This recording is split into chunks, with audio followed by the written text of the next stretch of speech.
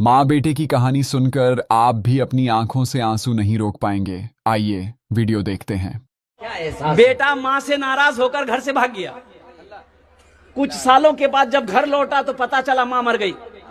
वो नौजवान कब्र पे आया माँ की और रो कर कहने लगा, माँ एक बार मुझे माफ कर दे। एक बूढ़े मियाँ ने कहा कि बेटा मरने से पहले तेरी माँ यही कहती थी कि जब मेरा बेटा आए ना उससे कह देना मैंने उसे माफ कर दिया। जब मेरा बेटा आए उसे कह देना मैंने उसे माफ कर दिया। नौजवानों, आज ये 5-10 हजार रुपए बहुत बड़ी रकम लग रही है आपको, शायद आपको पता नहीं होगा। बाप वो है जो रोड पर पसीना बहाया, चिलचिलाती धूप पे पसीना बहा बहा कर खटा है। किसके लिए? अपने लिए नहीं। बाप जानता था मेरे घर में मेरा छोटा बेटा है, उसके दूध का इंतजाम करना है।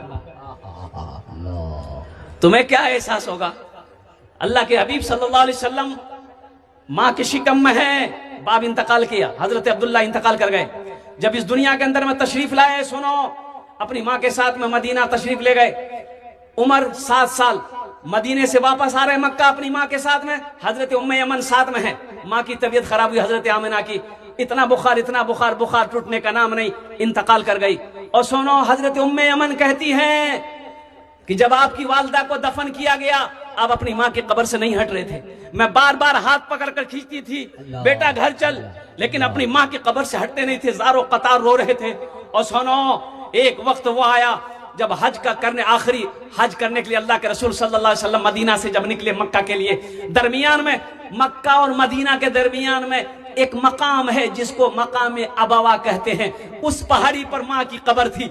अल्लाह के हबीब ने इरशाद फरमाया, मेरे सहाबियों आज रात यहीं गुजारेंगे, मेरी माँ आमिना की कब्र है। सारे सहाबा रुक गए।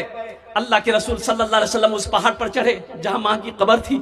अब माँ के कब्र के पास में बैठे ज़ारो कतार रो रहे हैं। पूरी रात गुजर गई, इतना रोए कि आपकी दाढ़ी मुबारक तर हो गई।